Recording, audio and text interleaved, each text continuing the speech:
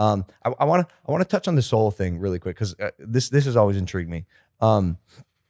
Okay, so the soul is the person that can be shaped by human experience.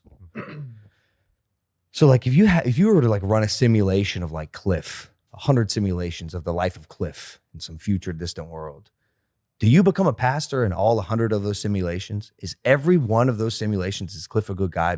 Especially if the human experience that each Cliffe experience or goes through is different.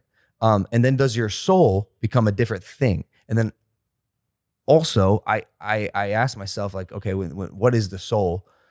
Because you're saying it's shaped by human experience, but like, what about like a baby or like a child? Like say a child passes away and they're like, essentially a blank canvas.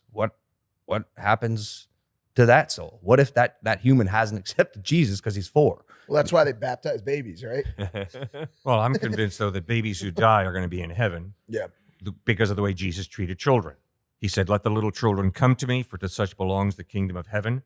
So God is a compassionate God, and obviously a baby has not sinned. They've not rebelled against God, so I think they're going to be in heaven. But I think you raise a great question when it comes to Cliffe. If there were 100 different scenarios over the next 1,000 years of you, would you always become a minister?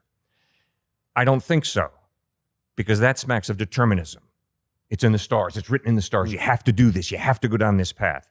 No. When I fall down a set of stairs, I don't pick myself up at the bottom and say, phew, glad that's over. No, I pick myself up at the bottom and say, idiot, pick up your feet. Don't stumble down the stairs. It's really painful.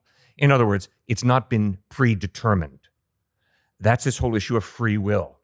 That's why I hold you responsible and you hold me responsible for what I do, for what I say.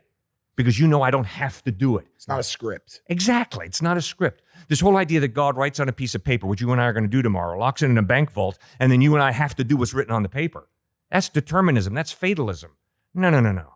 No, we're human beings created in the image of God, which means God partially limits his power by giving us a free will, and then we choose what we do. But God does hold us responsible. And that's why I love what you pointed out about the importance of responsibility. But Logan, you and Jesus are, I think, a little closer than you might realize when you talk about justice. That's going to get clipped up, man. Okay? That was justice. That's going everywhere. The reason is, why did Christ die on a cross?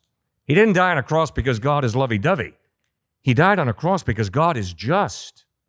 And because God is just, the penalty for evil is death and hell. And Christ went to the cross, paid that penalty. Why? Because God's lovey-dovey? No, because God is just.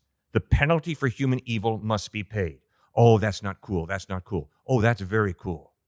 I understand you're an expectant father. Little baby coming into the world? Little baby girl. Your mom was bragging to me about it. Little baby girl. Sounds good. Yep.